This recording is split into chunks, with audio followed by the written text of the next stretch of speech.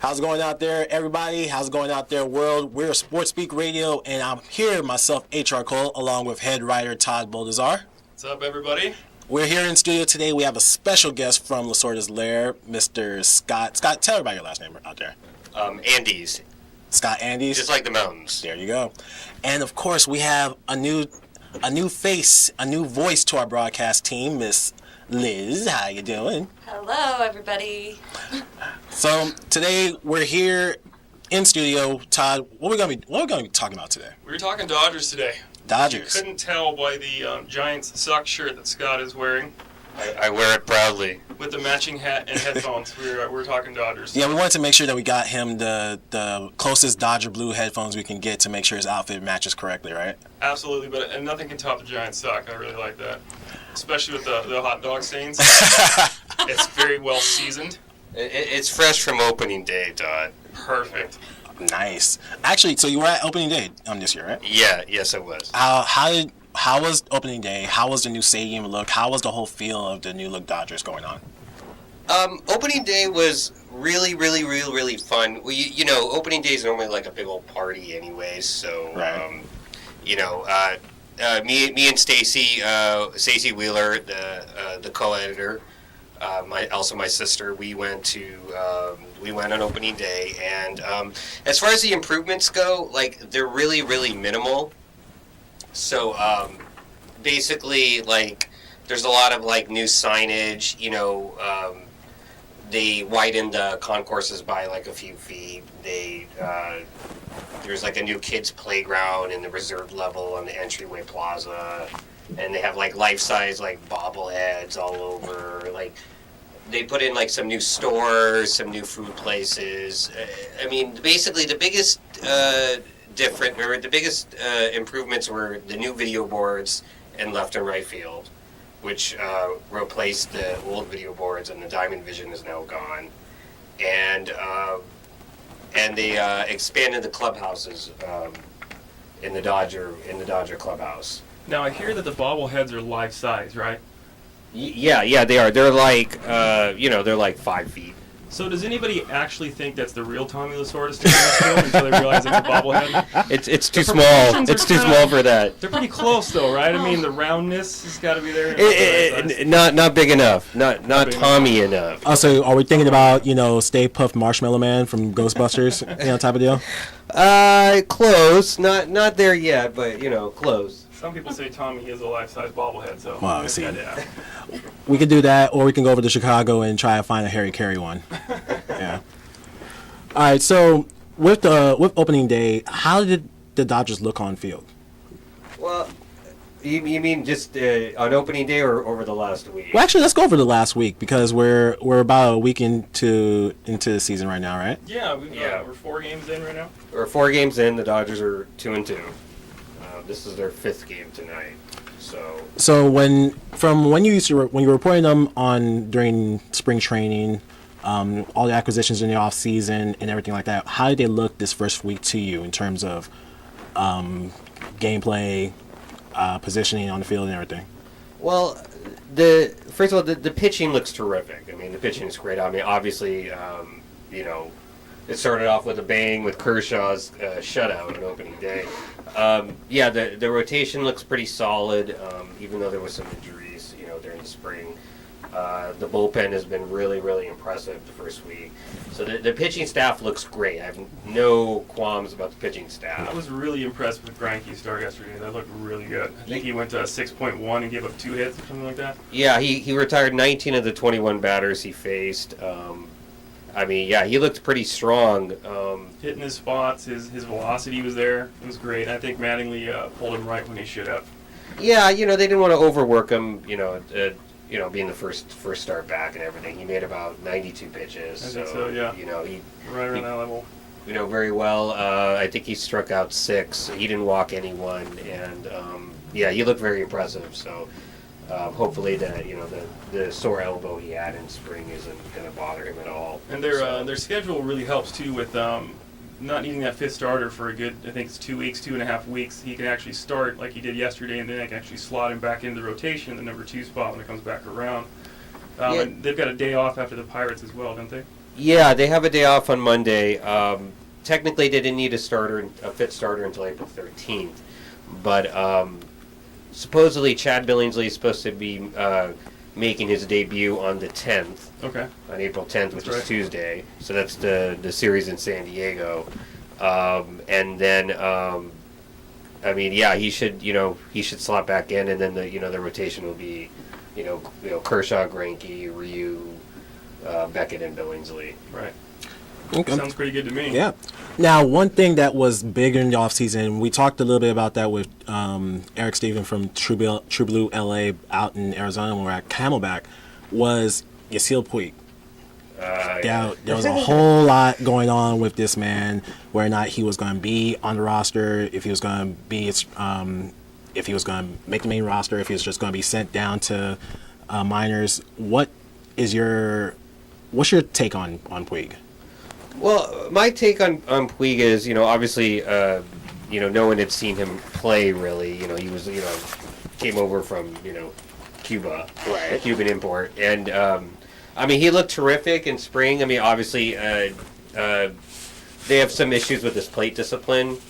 He doesn't really draw a lot of walks. Not a single walk in this spring. Yeah, no walks, but otherwise, he looked pretty good. But the thing about Puig is, he's really raw and unknown, everyone was kind of just like, well, put him in the lineup, and it's kind of like, well, hold on, not so fast. We don't know how he's going to do yet against Major League pitching. He had to take a whole year off, right? Because as punishment from the Cuban government for trying to defect. It was like a failed defect attempt, so sat out a whole year before he even started playing. So yes, I think the Dodgers' game plan is to, just start him off in Double-A Chattanooga and just see how he plays. But the thing is that there was a clause in his contract where if they keep him in Double-A for at least the first 20 days of the season, it pushes his free agency out about a year. It changes his arbitration at the end too with that free agency. So it pushes him out, so they get an extra year of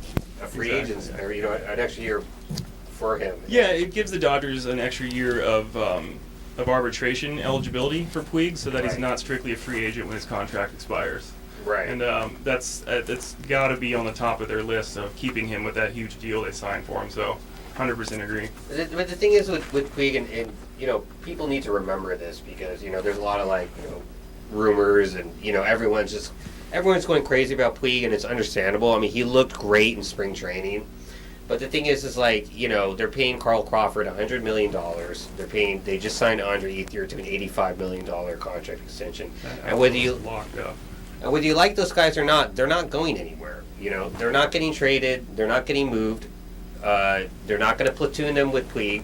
So right now, Puig doesn't have any place to play. He's blocked. Yeah, I think between Crawford, Kemp, and Ethier, the earliest any of those three are even a free agent or possibility of free agency is 2018. So they're going to be around for a while. And now with contracts like that are so extended with all these back end deals that are happening with that, do you think it's going to hurt the Dodgers in the long run?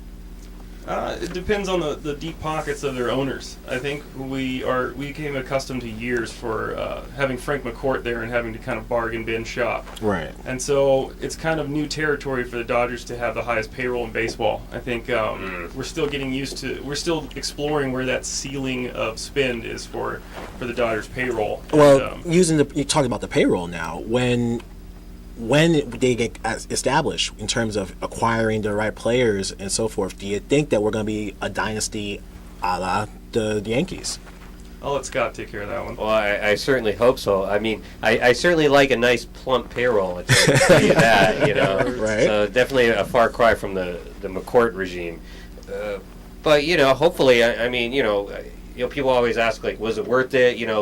Because look at the Yankees now; they're having their problems. But look at how many championships they won. So is it worth it to have the high payroll and high priced stars? And it's like, yeah, right. Since '88, right? I think it's our turn. Yeah, I think it's time. It's been a while. So. Well, we're hoping that Puig will be able to do something over in the minors, and maybe all of what we invested into him actually may come to be. There's a couple avenues, just real quick before we move on. There's a couple avenues for Puig to reach the majors, and this is what fans want to know. injury. If one of the 3 guys that are under heavy contracts gets hurt, they might get a shot as a call-up. Yeah, that's one. That's right. When the rosters expand for playoffs, come towards the end of the season, they might, because Puig's on a 40-man roster. Oh, okay. Mm-hmm. Yeah. And then the long shot is only with a trade. And that would seem really, really That's unlikely. not gonna happen. It's not going to happen. They've got 3 guys that they want in their outfield long term. So you really think that he might be one of those type of franchise players for the Dodgers in the long run, right? In the long run, yeah.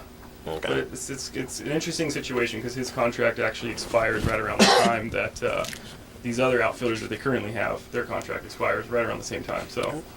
Well, we got a little bit more we're going to talk about in just a little bit. Nolan from Secret Squared Sports will be calling in, and we'll be discussing a few topics about LA sports with him. Of course, you can hear Todd, our very own Todd Baldazar, call into Kaotic Radio. What day do you call in for? Every Tuesday night, right around 7 o'clock, and we cover all LA sports and even some of the Anaheim teams, the Angels and the Ducks as well. All right, well, let's move on to our next topic right now before we get Secret Squared to go on. Todd, go on and take this one. We wanted to talk to you about Carl Crawford. He was there was a lot of question, a lot of speculation when the season started, whether he was even going to be healthy. There was rumors during spring that his arm was experiencing soreness when he was making throws from the outfield, but he's been on the opening day roster. He's got a really hot start right out of the gate. What do you see in Crawford that he's maybe fixed during the spring, and how healthy does he look after elbow surgery? Well, one of the things that he fixed or changed was his batting stance. Apparently, Okay. he for some reason he went away from he always had a real open stance when he was playing with Tampa Bay, and then it seemed like when he came over to Boston, he kind of like closed his stance for some reason. I'm not sure why, and after he left Boston and then came over to the Dodgers, it seems like he's gone back to that more open stance that he had in his successful days with Tampa Bay. And do you think that's actually something that's really benefiting him for the CIF players out there, for all these little league players who are coming out? Did the stance change hurt or help his average, so to speak? Well, I think it's helped him get off to a good start so far this year, and I think it's it helped him in Tampa Bay. It helped him throughout his career. Sure. He was always a good hitter with Tampa Bay, and so Right. I think when growing up in baseball, since I played baseball since I was very little, they tell you if you're going to have an open stance. We're going to have a picture of Todd in uniform as we're saying this right now. That would be pretty funny. I'll provide it, don't worry. I'll laugh at myself. An open stance is usually what a player uses if he's pulling off the ball when he swings. If he's pulling his head out, he's going to pull his body out and his upper half with him. So a lot of these players, they go to open stances with the idea that as the pitch is coming in, they move their front foot back in, and it helps them keep from pulling off the plate. Now, the opposite is when a player is standing very close, it's because he's diving over the plate and he's missing the inside corner pitch.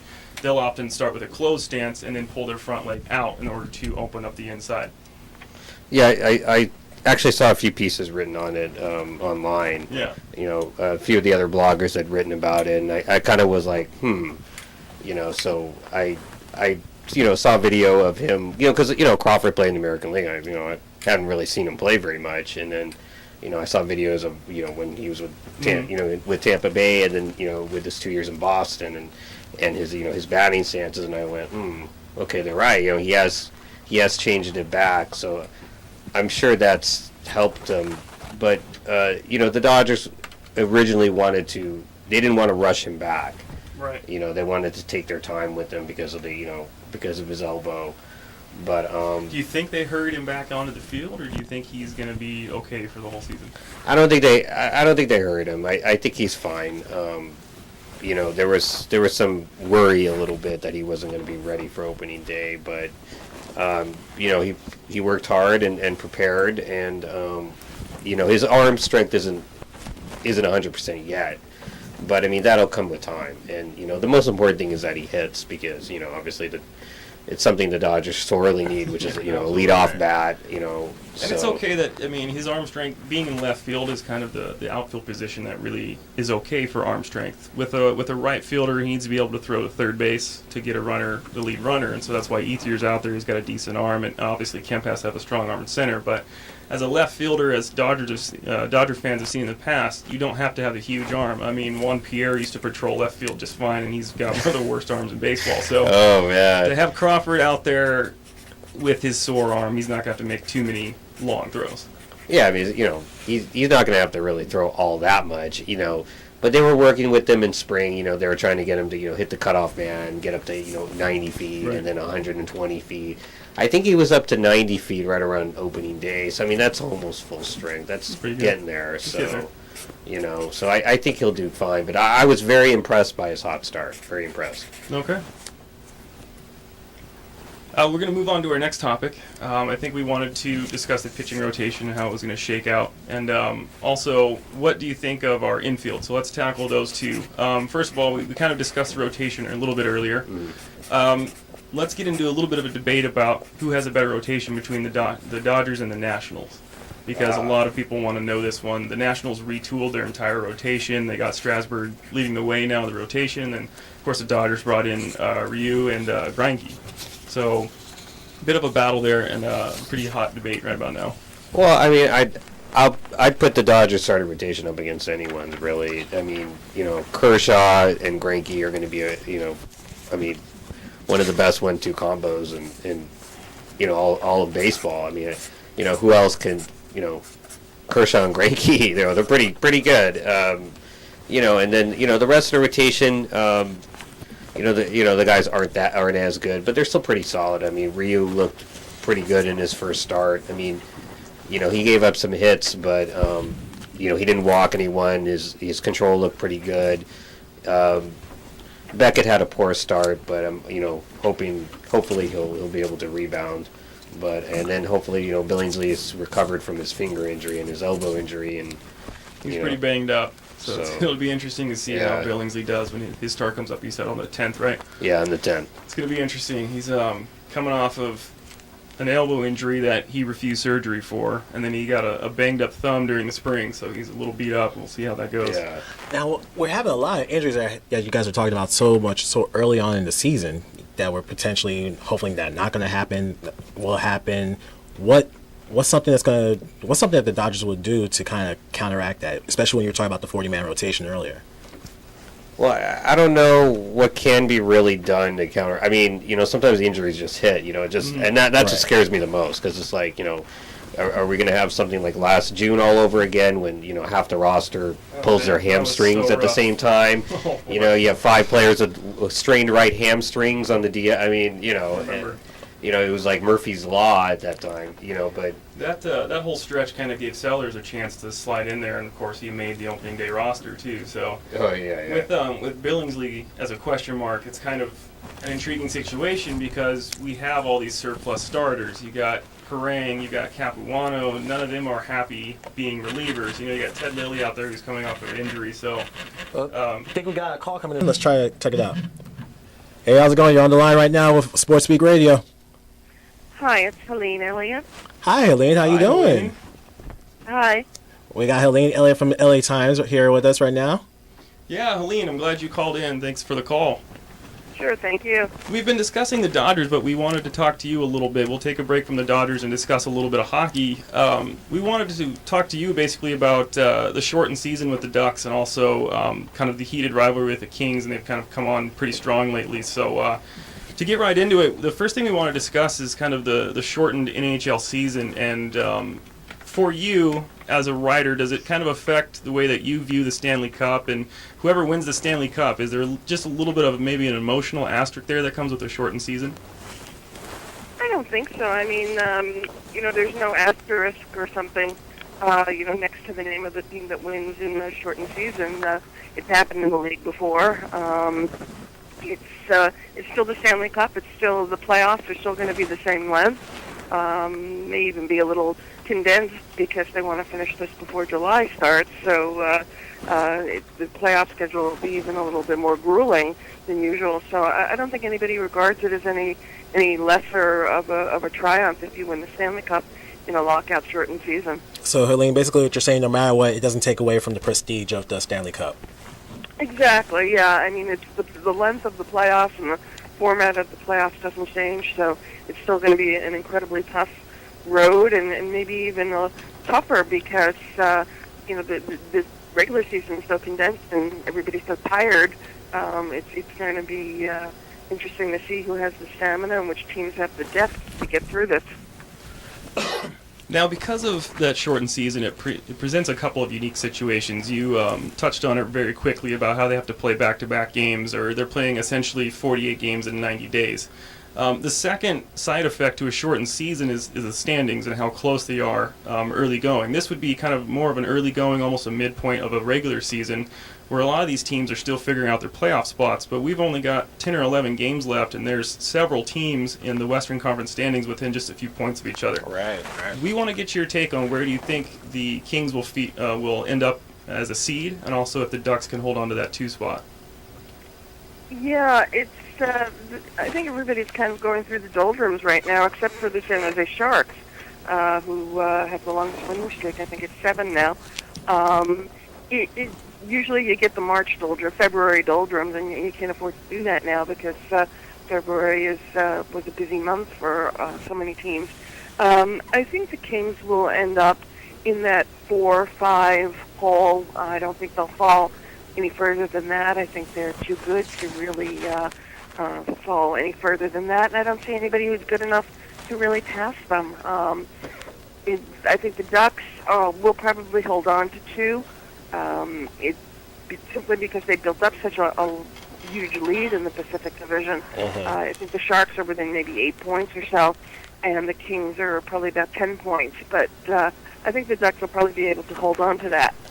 Okay, and with the Ducks in the 2 spot, who do you think will be their opening round opponent? It's so difficult to tell right now. I mean, number 2 will play number 7, but that seems to change every day. Absolutely. We've seen some really goofy changes in the East, too. I mean, the Southeast Division winner the first place team in the Southeast will get the number 3 seed, and that's been jockeying back and forth between Washington and Winnipeg. So one of the other of them has been going from 3 to 10 or 10 to 3, depending on, what they've been doing. So in the West, it's a little bit more sane, but still you're getting these changes every day. I mean, look at Nashville and St. Louis and Edmonton and Columbus. They're packed so close together that somebody loses 2 games in a row and they can go from 6 to 9, and it's just going to be that way the rest of the way, I think. So since the whole Western Conference is so close together, it's not like we're going to have last year where the Kings were almost or basically a Cinderella story coming from 8th seed and winning the whole thing. Yeah, I don't think that'll happen, simply because it just looks... I think everything just is closer this year. Right. I don't think the Kings are getting the same kind of year out of Jonathan Quick as they did last year. Teams are more aware of the Kings and their capabilities this season, so I don't think the Kings will have that kind of dominant playoff run like they did. You look around the teams and just, you wonder, San Jose, again, is playing so well right now. Right. Can they sustain that going into the playoffs? And knowing their playoff history, I kind of doubt it, but you never know. Such a streaky team. I think they lost 7. They won 7 and lost 7 to start the season, and I think they're on another 7-game winning streak. So basically, when it comes down to it, when it comes to the playoffs, the West is what to watch, basically.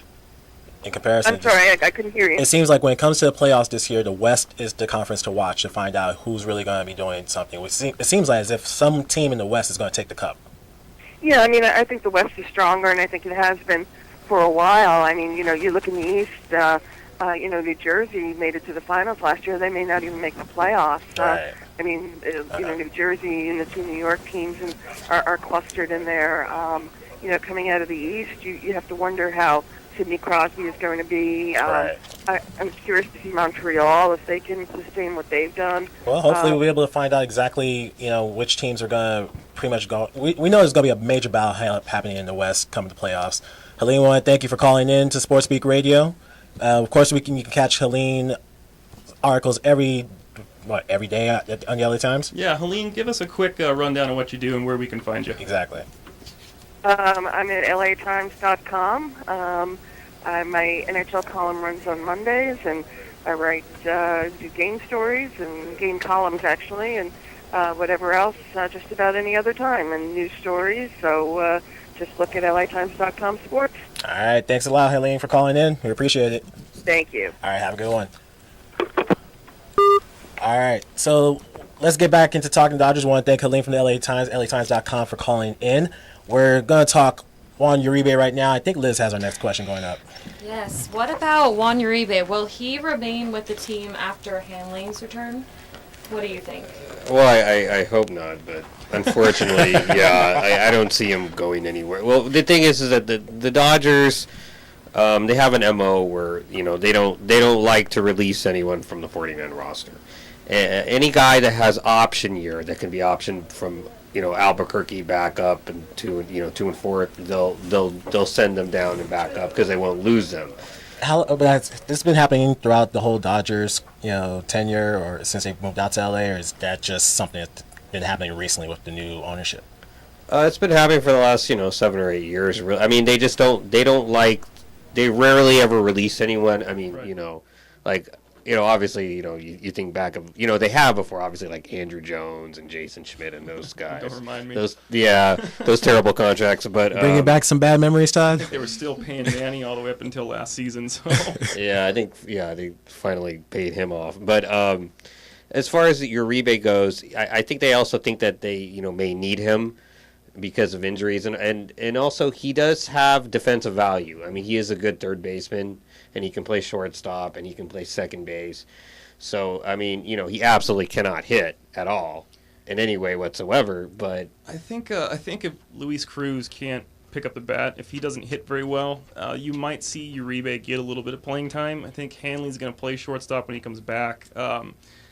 It's kind of in limbo right now because with Hanley's injury, you got Justin Sellers at short, and I don't think Sellers is a permanent solution. You could see the butterflies in his stomach on opening night. I think he had 2 errors in the game, or the second game of the season, that cost the Dodgers quite a bit. If Cruz plays third base and Sellers plays short, when Hanley returns, you might have a situation where Hanley moves back to third and Cruz plays short, but if one of them doesn't hit, I mean, essentially, then you're just playing defense, right? Because the rest of the lineup's going to be better. Well, let's go that from just a casual person who just knows what baseball is but doesn't really follow too much. What did you think? If you can't hit, why are you on the team in the first place? Well, Exactly. he's under major league contract. That's he's in the last year of his contract, and And you got 8 other guys in the lineup and- that can hit the ball. So Yeah. Well, we're going to get back to that in a little bit. We got Nolan calling from Secret Squared right now. You're on the air with SportSpeak Radio. How's it going? How's it going? This is Nolan Seeger from Kaotic Radio. Hey, how's it going, guy? Not too bad, man. How are you doing? I'm doing all right. You got me, HR Cole, along with our head writer, Todd Boldazar, here on the air. how's it going, Nolan? Yeah. How's it going, Todd? Good to hear from you, buddy. On the other end this time. It's rolled in a little bit reversed right now. Yeah, we've been hearing our own Todd on your show for plenty of months now, but now he gets a chance to ask you the questions. Absolutely, man. Fire away. Nolan, you caught us right in the middle of a discussion about Juan Uribe and basically where he stands on the roster right now. And neither of us, myself nor Scott from Lasorda's Lair, think that the Dodgers will get rid of Juan Uribe regardless of the situation with Hanley Ramirez or how that shakes out. But we want to get your opinion on Juan Uribe and give us a little bit of a fortune. Tell us the future a little bit about Juan Uribe and the status with the team. Look into your Kaotic Radio, magic ball and tell us what's going on. Well, I mean, we've seen the last couple of years, one year they just can't hit the ball. He had a good spring, or a decent spring, I guess you could say. That, like I said, there's no way anybody's going to take him on right now. Not as a contract signed. The Dodgers would have to eat a bunch of the money in any deal that makes to get rid of him. And I don't know if they'd be necessarily afraid to do that. If they could get maybe some kind of piece back. But I don't see anybody that'd be willing to take him on. And so I kind of feel like he's stuck right now on that roster. And really, you could kind of tell he's not in Johnny's face. Johnny's a good side right now. He's not going to get playing time ahead of anybody like Justin Sellers or Jerry Harrison or once Hanley comes back, he sure as hell isn't getting any time. So. Well, Nolan, we also got Scott from Lasorda's Lair here. He was in on the discussion. Scott, well, you were just talking about Uribe right before Nolan called in. Yeah. Basically, I was just saying that it's as far as him, he's still under contract, and I think that the Dodgers feel that they may need him. They'll, I'm sure they'll just keep him on the bench. He'll get occasional playing time. Maybe he'll get a start here and there. With if there's a matchup that that looks good, but. I think he'll stay with the team throughout the season, and then, after the year's over, his contract is up, and then, they'll go their separate ways. But as far as, like, Sellers, you could see the other night, obviously Sellers is inexperienced, and, like Uribe has experience defensively. He just can't hit. So, that's a problem. I think that the Dodgers are pretty sure that Hanley's going to be the shortstop. They're pretty set on that. So I think that when Hanley comes back, he'll play short, and then Cruz will, stay at third. So I think that's what they'll do. Okay, Nolan, next question for you. An interesting topic has come up in recent days. A couple different reporters have touched on it, but the possibility of Robinson Cano heading out west from the Yankees. He's recently got a new agent. He switched from super agent Scott Boras, and he's actually part of Rock Sports now. Rock Sports Nation, I think, is Jay-Z's new. Right. And we know that Jay-Z's currently in Cuba right now on his 5-year anniversary scouting players. So, Nolan, what do you think about the possibility of Robinson Cano coming over to the Dodgers? Give us a breakdown of where his head might be at, and whether you see him staying with the Yankees, coming to the Dodgers, or elsewhere.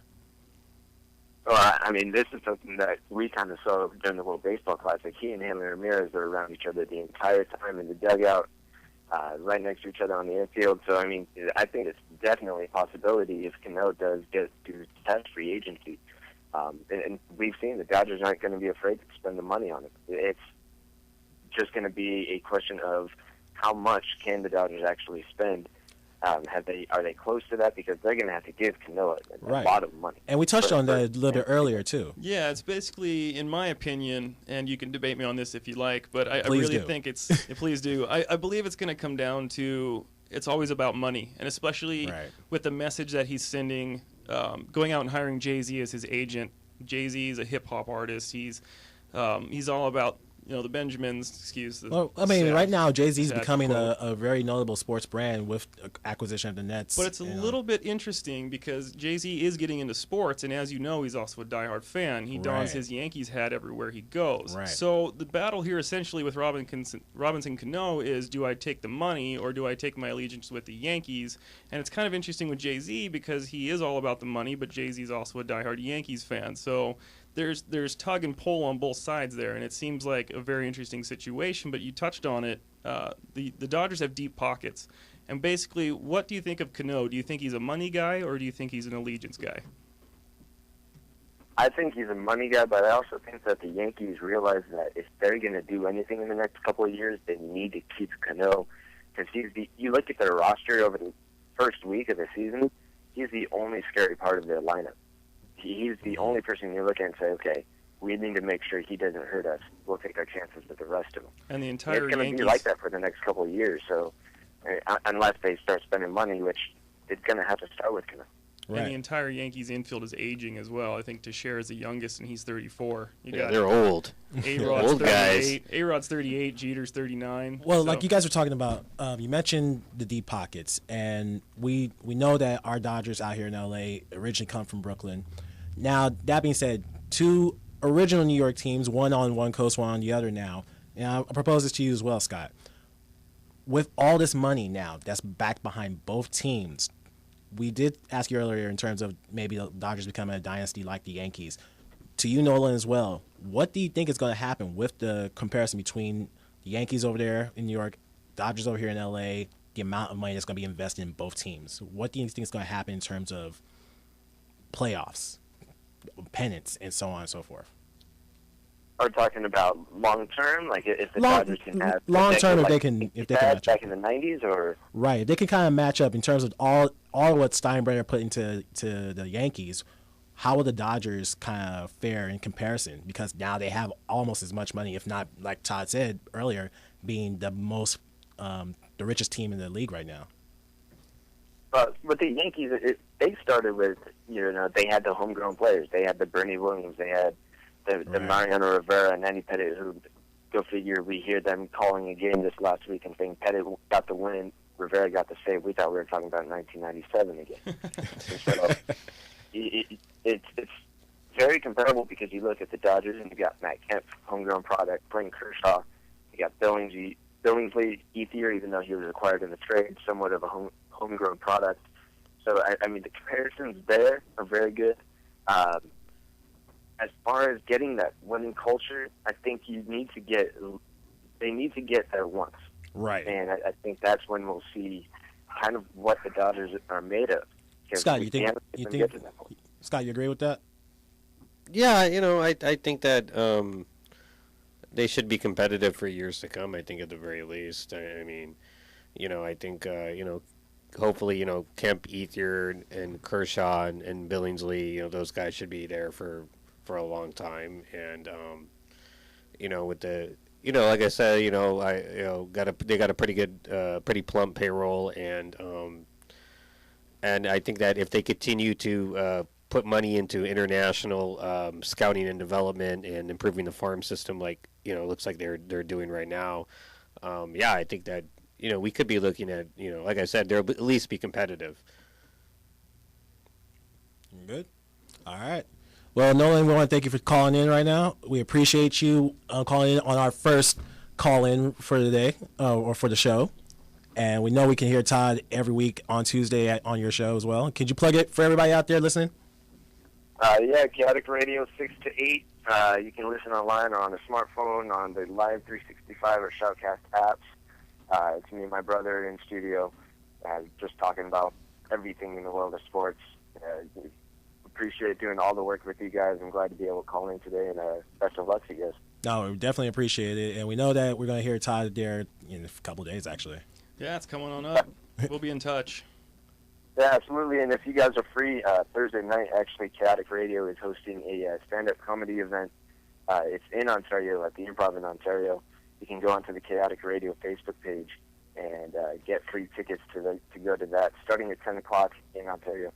All right. Well, great. Maybe hopefully we'll be able to put a link on that on our webpage at sportspeakradio.wix.com/home. We'll have all that on our social media and everything. Thanks again, Nolan, for calling in. Perfect. Thanks, guys. All right, guys. All right. So we pretty much covered almost everything Dodgers today, man. I think as we much can as let possible. Scott go. I think we put him through the ringer pretty good Yeah, today. we kept him here long enough. I survived. Yeah, Okay. we heard too much from Liz today, so we need to really Too much. Stop talking I so know. much. We need to actually make sure we turn her mic down next time.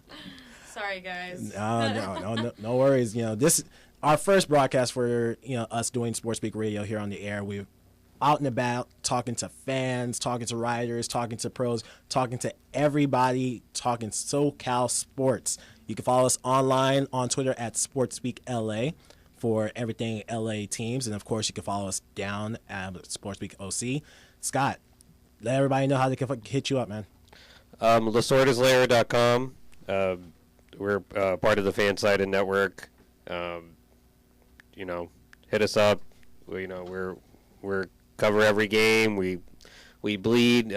We breathe and bleed Dodger blue every single day. I run the site with my sister Stacy Wheeler. We're both co-editors. So. Nice. It's a family affair. Your It Twitter is. handle is just Lasorda's Lair, right? Yeah, just Lasorda's Lair. That's our Twitter handle, and we're also on Facebook as well. Same name. /Lasorda's Lair. Right. All right. All right, everybody. For Liz, for head writer Todd, and Scott for joining us in studio. This is HR Cole for SportSpeak Radio. We will catch you guys next time.